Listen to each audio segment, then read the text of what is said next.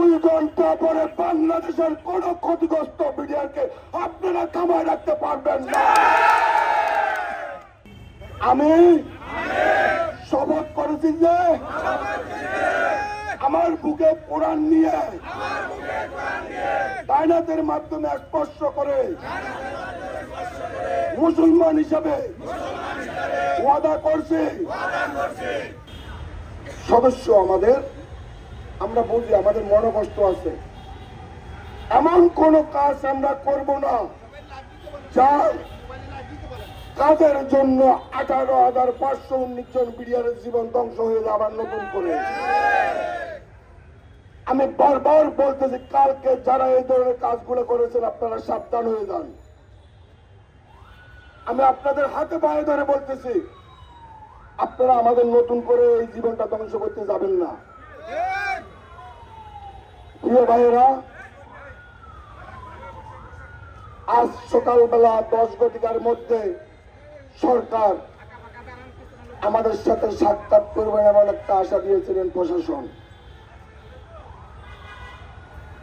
কিন্তু অতি দুঃখের সহিত জানাচ্ছি 10টা বাজার 5 মিনিট আগে আমার কাছে প্রশাসন এখন ফোন করেছেন, সেই করে হোক আপনাদের সাথে সাক্ষাৎ করবে।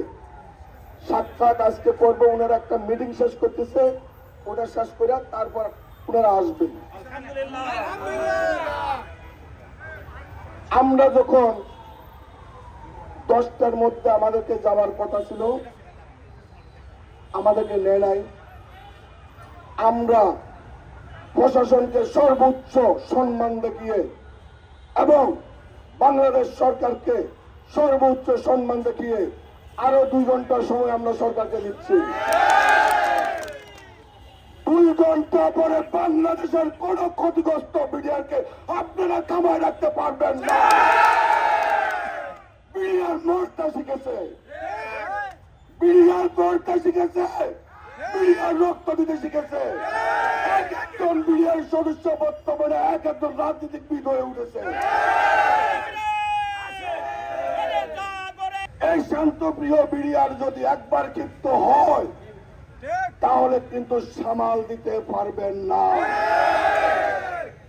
অনুরোধ করে বলছি, আপনারা ধৈর্য সহকারে শুনুন।